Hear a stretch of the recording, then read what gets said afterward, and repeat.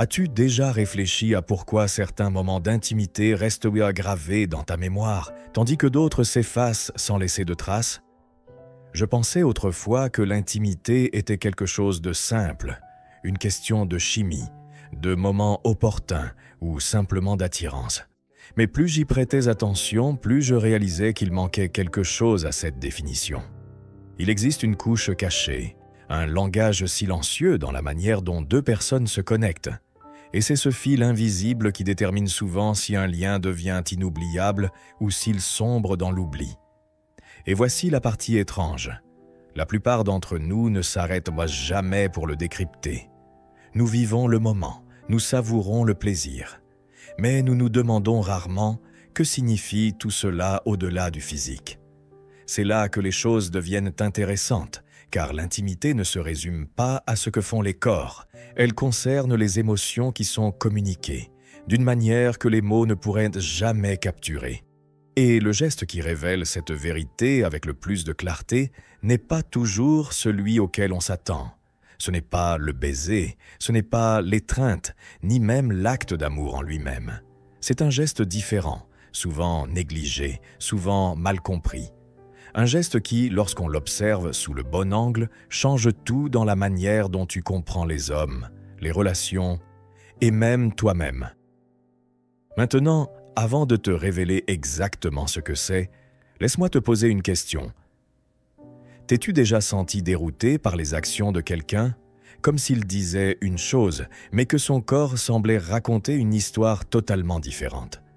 Je me souviens d'une fois où je pensais savoir exactement ce que signifiait l'intimité, mais une expérience a ébranlé ma certitude. Elle m'a laissé me demander si les signaux sur lesquels je m'étais appuyé disaient-ils vraiment ce que je croyais qu'ils disaient. Et cette confusion est restée avec moi bien plus longtemps que l'acte physique lui-même. Alors, faisons une pause un instant. Pourquoi accordons-nous autant de foi aux mots alors que la vérité se manifeste souvent dans les actions? Et si le message le plus vulnérable, le plus révélateur et même le plus courageux qu'un homme puisse te donner n'était pas quelque chose qu'il dit, mais quelque chose qu'il fait? Je ne veux pas dévoiler la réponse tout de suite, car une partie de ce qui rend cela si puissant, c'est de le reconnaître par toi-même. Je dirais simplement ceci. Le geste dont je parle n'est pas anodin. Il n'est pas mécanique. Ce n'est pas quelque chose que chaque homme fait avec chaque femme. En fait, c'est l'une des lignes de démarcation les plus claires entre une connexion superficielle et une connexion profonde. Certaines d'entre vous ont peut-être déjà une intuition de ce dont je parle, d'autres non. Et c'est normal, car dans cette vidéo, je vais le décomposer étape par étape, en te montrant non seulement quel est ce geste, mais aussi les 5 vérités cachées qu'il communique à chaque fois qu'il se produit. Et si tu restes avec moi, il se peut que tu ne vois plus jamais l'intimité de la même manière. Maintenant, permets-moi d'être totalement transparente ici. Je ne prétends pas avoir toutes les réponses. J'ai fait des erreurs, j'ai mal interprété des signaux. Je me suis convaincu que quelqu'un se souciait plus qu'il ne le faisait réellement, simplement parce que je voulais y croire. Et j'ai aussi minimisé l'importance de moments qui, avec le recul, avaient plus de poids que je ne l'avais réalisé. C'est pourquoi je ne suis pas ici pour te donner des leçons. Je suis ici pour partager ce que j'ai découvert, ce que j'ai questionné et ce que j'ai fini par voir sous un nouveau jour. Peut-être seras-tu d'accord, peut-être me contrediras-tu. Quoi qu'il en soit, je pense que c'est une conversation qui mérite d'être menée, car l'intimité ne se résume pas au désir. Elle parle de sens. Et le sens est la seule chose que la plupart des gens négligent jusqu'à ce qu'il soit trop tard. Voici la promesse. Si tu es prête à plonger avec moi, à explorer non seulement le physique, mais aussi les couches psychologiques et émotionnelles qui se trouvent en dessous, tu commenceras à remarquer des schémas que tu avais négligés auparavant. Tu comprendras pourquoi certains hommes agissent comme ils le font, pourquoi certaines connexions semblent te magnétiques, et pourquoi d'autres te laissent un sentiment de vide. Mais avant de révéler la première vérité cachée, je veux que tu te poses une question. Quand as-tu ressenti pour la dernière fois que les actions de quelqu'un parlaient plus fort que ses mots? Garde cette pensée en tête, car la réponse pourrait changer à jamais la manière dont tu envisages l'intimité. La première vérité cachée est l'abandon. Et je sais que, à première vue, ce mot peut sembler presque contre-intuitif. L'abandon. L'intimité n'est-elle pas censée être une question de passion, de force, de prendre les rênes, de démontrer du désir? C'est exactement ce que je pensais autrefois. Je croyais que pour que l'intimité soit vibrante, un homme devait diriger, contrôler, agir d'une manière qui ne laissait aucun doute sur sa domination. Mais plus j'observais de près, plus je réalisais quelque chose d'inattendu. La véritable profondeur commence souvent lorsque cette illusion de contrôle s'efface. Pense-y. On apprend aux hommes, dès leur plus jeune âge, à ne jamais se laisser aller. Sois fort, sois inébranlable, ne montre pas de faiblesse. Même dans l'intimité, ils portent cette pression de durer plus longtemps, d'être impressionnant, de ne jamais faillir, de ne jamais hésiter. Et pourtant, à cet instant précis où un homme s'abandonne complètement à toi, lorsqu'il cesse de penser à son apparence, à sa performance, et qu'il dirige chaque once de son attention vers toi, quelque chose de profond se produit. Ce n'est pas de la faiblesse, c'est une force déguisée en abandon. Je me souviens m'être demandé un jour pourquoi un homme risquerait de sortir du rôle qu'il a été conditionné à jouer toute sa vie. La réponse, du moins d'après ce que j'ai fini par croire, est que l'abandon est en lui-même un acte de confiance. Il dit « À cet instant, je n'ai pas besoin de tout contrôler. Je n'ai pas besoin de prouver quoi que ce soit. Je suis ici pour donner, pour me perdre en toi, pour te mettre au centre plutôt que moi. » Et cela est rare.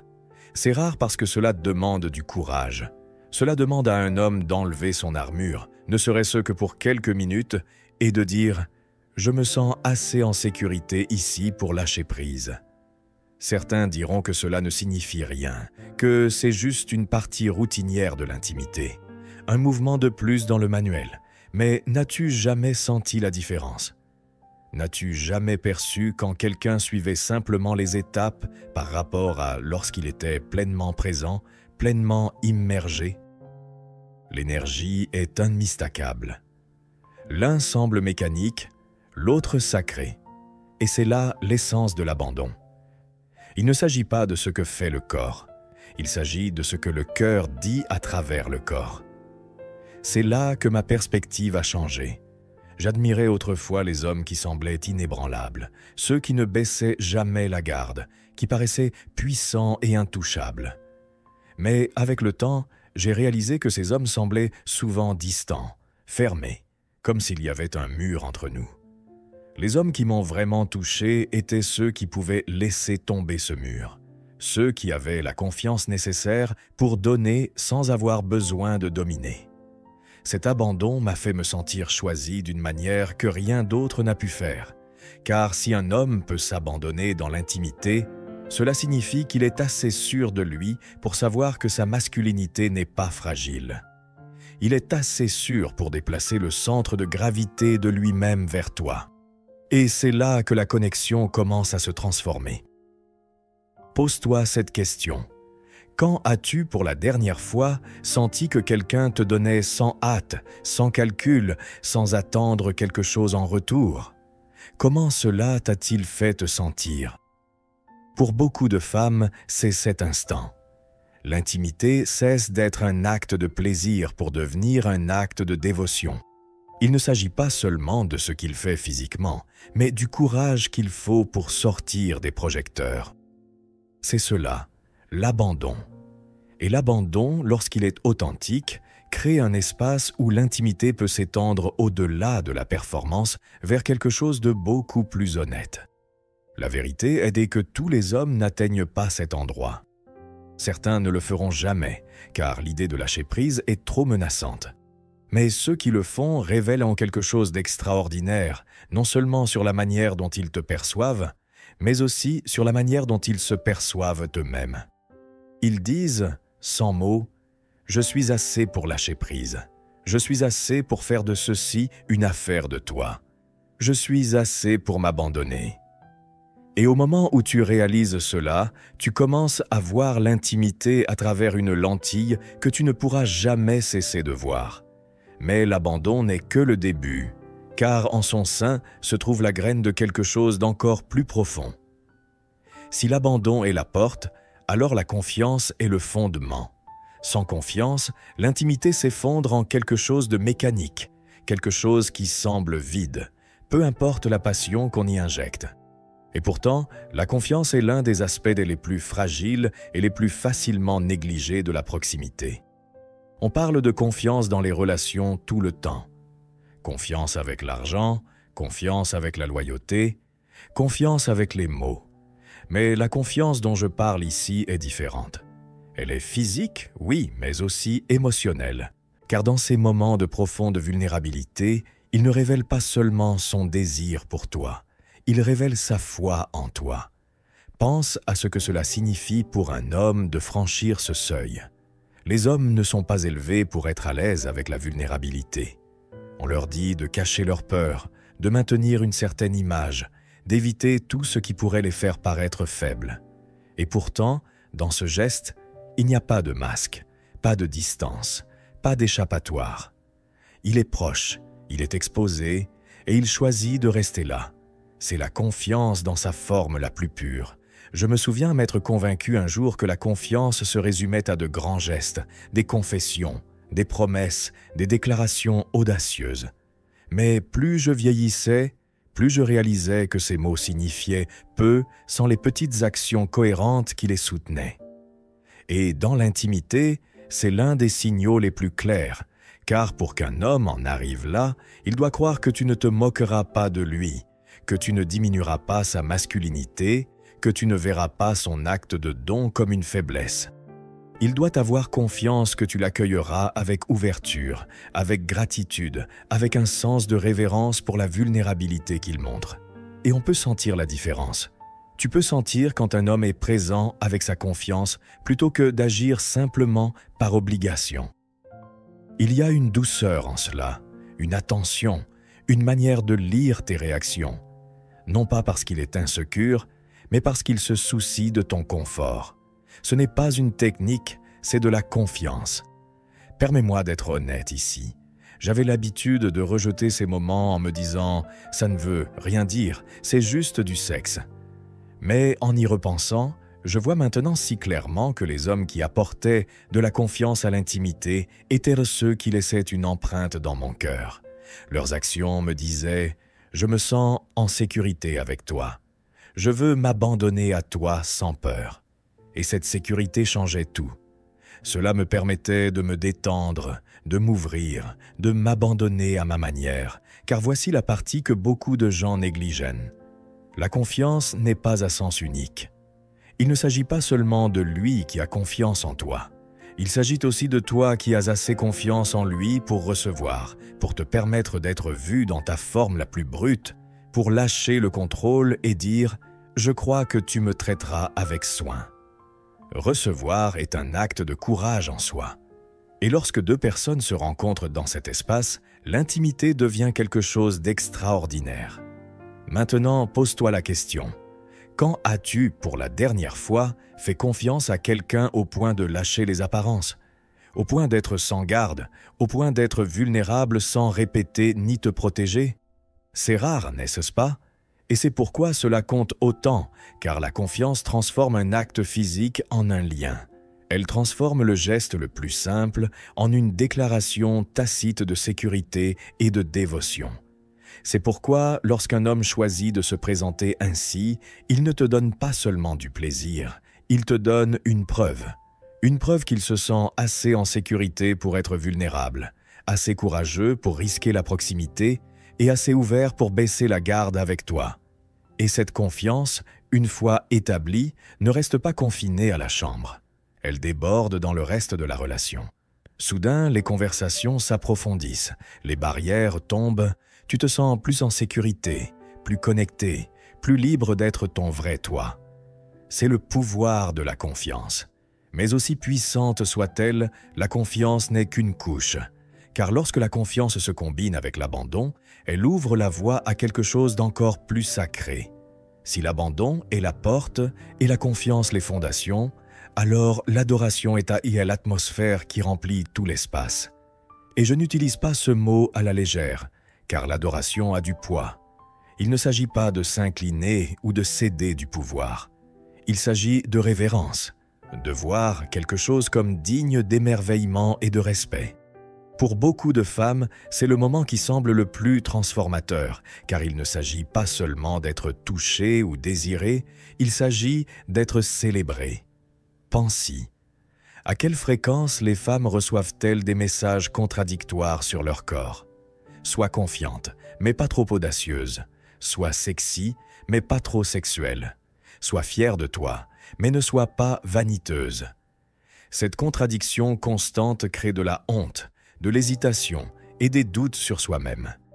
Et pourtant, au milieu de tous ces signaux contradictoires, lorsqu'un homme choisit de t'approcher avec dévotion, avec l'énergie de « Je n'accepte pas seulement ton corps, je l'adore, je veux le savourer, je veux l'honorer », quelque chose en toi s'éveille.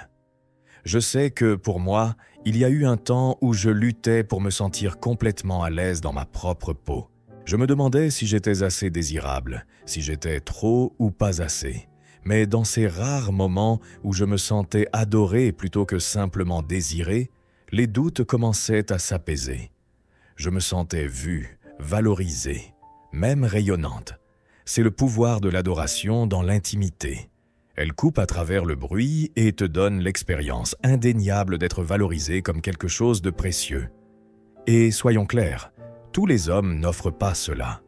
Certains traitent l'intimité comme une liste de tâches, se précipitant, faisant ce qu'ils pensent être attendu, sans présence ni passion. Tu peux sentir cela, n'est-ce pas? Tu sais quand l'énergie de quelqu'un est désinvolte, distraite, presque négligente. Mais tu connais aussi la différence lorsque l'énergie change, lorsque le temps ralentit, lorsque chaque toucher semble délibéré, lorsque chaque geste dit « Je suis ici, pleinement présent avec toi ». Cette différence, c'est l'adoration. Et voici la belle paradoxe. Bien qu'il semble qu'il te donne tout à toi, l'acte d'adoration le nourrit aussi. Car en te voyant te lâcher, en observant comment ton corps répond, en ressentant ta confiance et ton abandon, il se sent affirmé, il se sent vivant, puissant, de la manière la plus aimante, connecté, non seulement physiquement mais émotionnellement. L'adoration devient un carburant mutuel. Pour lui, c'est une dévotion exprimée. Pour toi, c'est une valeur reçue. Je pensais autrefois que l'adoration était un mot trop grand pour l'intimité, qu'il appartenait à la religion ou au rituel, pas à l'amour ou au sexe. Mais plus je vieillissais, plus je voyais combien la révérence pouvait changer la manière dont deux personnes se connectent. Lorsqu'un homme t'adore de cette manière, il ne dit pas « Tu es un objet que je désire ». Il dit « Tu es une expérience que je chéris ». Ce changement subtil change tout, car soudain, ton corps n'est pas une marchandise, ce n'est pas quelque chose à tolérer, mais quelque chose à célébrer. Et lorsqu'une femme se sent célébrée, elle s'épanouit, s'ouvre davantage, donne davantage, fait davantage confiance. L'adoration crée de la sécurité, et la sécurité permet au désir de croître sauvagement sans peur. Pose-toi la question, quand as-tu, pour la dernière fois, ressenti non seulement que tu étais désiré, mais apprécié, non seulement aimé, mais honoré? Ce sentiment est rare, et c'est pourquoi l'adoration compte autant. Il ne s'agit pas de performance, il s'agit de présence. Il ne s'agit pas d'obligation, il s'agit de dévotion. Et cette dévotion laisse un souvenir qui perdure bien après le moment lui-même. Mais voici ce que la plupart des gens négligent. L'adoration ne se résume pas à l'émotion, elle concerne aussi l'investissement. Car lorsqu'un homme t'adore vraiment, il choisit aussi de te donner son temps, son attention, son énergie. Et cela nous amène à la vérité suivante qui approfondit encore l'intimité. Si l'abandon est la porte, la confiance les fondations et l'adoration l'atmosphère, alors l'investissement émotionnel casse la preuve que tout cela est réel. Car voici la vérité.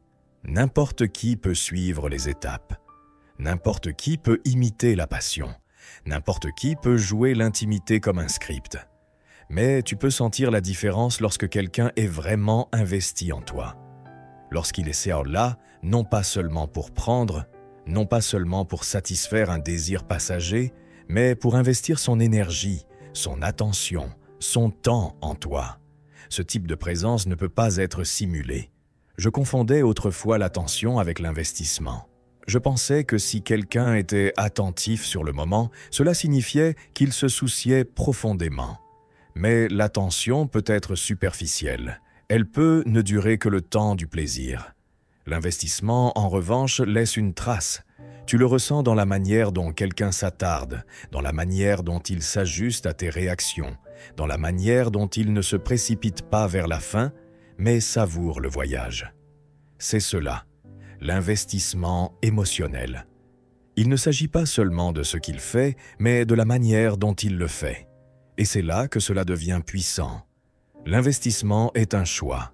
Il pourrait facilement se concentrer uniquement sur lui-même, sur sa propre libération, sur ce qui lui apporte une gratification immédiate. C'est le chemin le plus facile.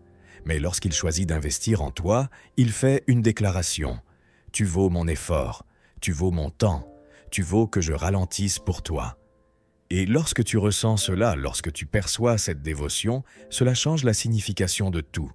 Je me suis déjà demandé pourquoi l'investissement émotionnel est-il si important.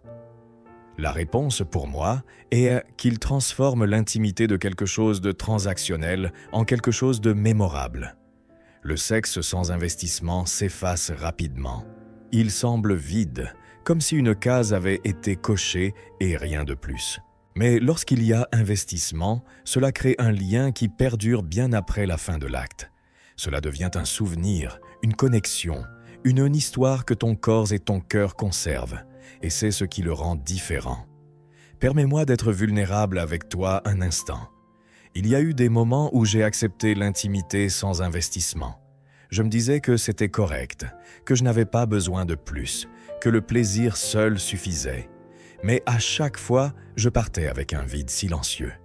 J'ai réalisé que ce que je désirais vraiment, ce n'était pas seulement l'acte, mais le sens derrière. Et le sens nécessite de l'investissement, car l'investissement dit « Je me soucie assez pour donner plus que le minimum. Je me soucie assez pour te remarquer, pour te répondre, pour m'adapter à toi. » C'est ce qui sépare la passion de la performance. Et voici une autre paradoxe. Bien que l'investissement semble être entièrement pour toi, il le nourrit aussi. Car lorsqu'un homme investit en toi, lorsqu'il voit comment ton corps répond, lorsqu'il t'observe te perdre dans l'instant, c'est sa récompense. C'est son affirmation que son effort a construit quelque chose de réel. Et dans cet échange, vous gagnez tous les deux. Pose-toi cette question. Quand as-tu, pour la dernière fois, senti que quelqu'un investissait en toi complètement? Non pas parce qu'il le devait, mais parce qu'il le voulait. Comment cela t'a-t-il fait sentir? Pour la plupart des gens, c'est la différence entre oublier et se souvenir, entre se sentir utilisé et se sentir apprécié. L'investissement émotionnel est le pont entre l'adoration et l'engagement. Car lorsque quelqu'un investit en toi encore et encore, cela devient plus que de la dévotion. Cela commence à ressembler à de la loyauté, à de la cohérence, à un engagement tacite. Et cela nous amène à la vérité finale, celle qui relie tout et révèle le message le plus profond de tous. Si l'abandon est à la porte, la confiance, les fondations, l'adoration, l'atmosphère et l'investissement émotionnel la preuve, alors l'engagement tacite est le message silencieux qui unit tout cela. Car, en fin de compte, les mots peuvent être bon marché, les promesses peuvent être brisées et les étiquettes peuvent être floues. Mais les actions parlent un langage que personne ne peut simuler. Et ce geste, accompli avec présence, dévotion et intention, révèle souvent plus que 100 déclarations ne le pourraient jamais. Je pensais autrefois que l'engagement devait être bruyant, qu'il devait se manifester par des bagues, des titres, des revendications publiques. Mais avec le temps, j'ai réalisé que l'engagement réel se présente souvent en silence, dans les moments que personne d'autre ne voit. Il se manifeste dans la manière dont quelqu'un choisit constamment de donner, dans la manière dont il continue de ramener son attention vers toi, dans la manière dont il se révèle sans avoir besoin de l'annoncer. Et lorsqu'un homme s'engage dans ce type d'intimité avec un véritable soin, il ne court pas simplement après un plaisir passager. Il te dit « Je suis là, je te choisis. Je veux que cet instant compte. » Cela ne signifie pas toujours qu'il promet l'éternité, mais cela signifie qu'il engage son énergie, sa vulnérabilité et sa présence avec toi à ce moment-là. Et ce sont des choses que les hommes ne donnent pas à la légère. C'est pourquoi je l'appelle un engagement tacite, car même s'il ne prononce pas les mots, le sens est là. As-tu déjà remarqué comment les actions les plus petites peuvent sembler être les plus grandes promesses? La manière dont quelqu'un s'attarde au lieu de se précipiter, la manière dont il se souvient de tes signaux sans que tu aies à le dire, la manière dont il se présente pour toi quand il serait plus facile de ne pas le faire. C'est l'engagement déguisé. Et dans l'intimité, c'est pareil. Lorsqu'il choisit de donner de cette manière, il signale que tu n'es pas juste un corps pour lui. Tu es un lien, une connexion, quelque chose pour quoi il vaut la peine de donner son moi le plus complet. Et lorsque tu reconnais cela, tout change. Car soudain, tu cesses de te demander « Est-ce juste du sexe ?» Et tu commences à réaliser que c'est l'intimité qui parle plus fort que les mots. Permets-moi d'être honnête avec toi. J'ai eu des moments où je doutais de l'attention de quelqu'un, où je me demandais si j'avais vraiment été choisi, si le lien était réel. Et en y repensant, ce ne sont pas leurs mots qui m'ont donné la réponse. Ce sont leurs actions. Des actions qui disaient « Tu n'es pas là juste pour mon plaisir. Tu es là comme ma partenaire dans cette expérience. Je veux que cela signifie quelque chose. » C'est l'engagement qui n'a pas besoin d'être exprimé. Et quand tu le ressens, tu le sais. Pose-toi cette question. Quand as-tu, pour la dernière fois, senti que quelqu'un te montrait par ses actions et non par ses mots que tu comptais? Comment cela a-t-il changé la manière dont tu le voyais, la manière dont tu te voyais toi-même? L'intimité, à son plus haut niveau, ne concerne pas les techniques, ni la performance, ni même l'acte lui-même. Elle concerne ce que révèle l'abandon, la confiance, l'adoration, l'investissement et finalement l'engagement. Et une fois que tu commences à voir l'intimité à travers cette lentille, tu ne peux plus arrêter de la voir. Tu commences à remarquer quelles connexions sont superficielles et lesquelles sont profondes. Tu commences à valoriser non seulement le désir, mais la dévotion. Tu commences à réaliser que le langage de l'intimité t'a parlé tout ce temps. Tu n'avais simplement pas appris à l'écouter. Alors, voici mon défi pour toi. La prochaine fois que tu te trouves dans cet instant, ne le laisse pas passer rapidement. Ne le rejette pas comme une simple partie du sexe. Prête attention. Écoute, ressens ce qui est communiqué. Demande-toi ce qu'il dit vraiment à travers ses actions et peut-être encore plus important, te permets-tu de le recevoir? Si cela t'a ouvert les yeux, si cela t'a donné une nouvelle manière de voir l'intimité, alors je t'invite à plonger plus loin avec moi. Mets un pouce en l'air si cela a résonné avec toi. Abonne-toi pour ne pas manquer la suite et partage ceci avec quelqu'un qui a besoin de l'entendre. Car la véritable intimité ne concerne pas seulement les corps, elle concerne la connexion, la dévotion et les vérités tacites qui révèlent tout ce que les mots ne peuvent pas.